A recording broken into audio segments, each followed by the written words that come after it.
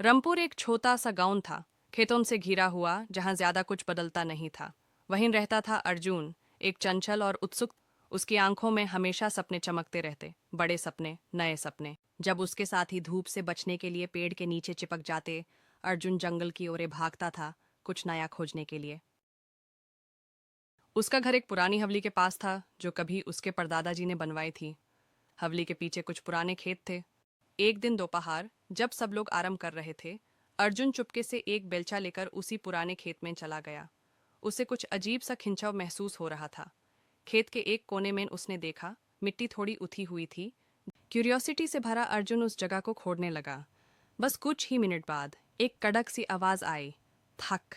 मिट्टी में कुछ था, एक पुराना जुंगल। उसने उस पर जोर लगाया और ढक्कन खोल दिया। अंदर था एक पर्ची, पर यह कोई आम कागज नहीं था। एक पुराना पीतल के रनक का कागज, जिसमें शाही से कुछ बना हुआ था।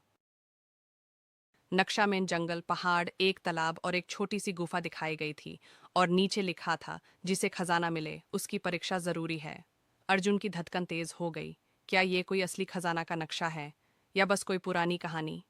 वापस घर आकर उसने दादाजी को दिखाया। दादाजी ने चश्मा साफ किया और गंभीरता से बोले, यह तुम्हारे परदादा का ही लिखा हुआ है।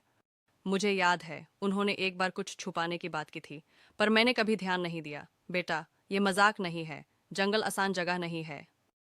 पर अर्जुन तो निश्चय कर चुका था। दादाजी, मैं तैयार हूँ। मैं कुछ अलग करना चाहता हूँ। उस रात अर्जुन ने अपना छोटा सा झोला तैयार किया। एक टॉर्च, थोड़ा सा खाना, एक पानी की बोतल और नक्शा। अगले सुबह बिना किसी को जगाए वो निकाल पड़ा।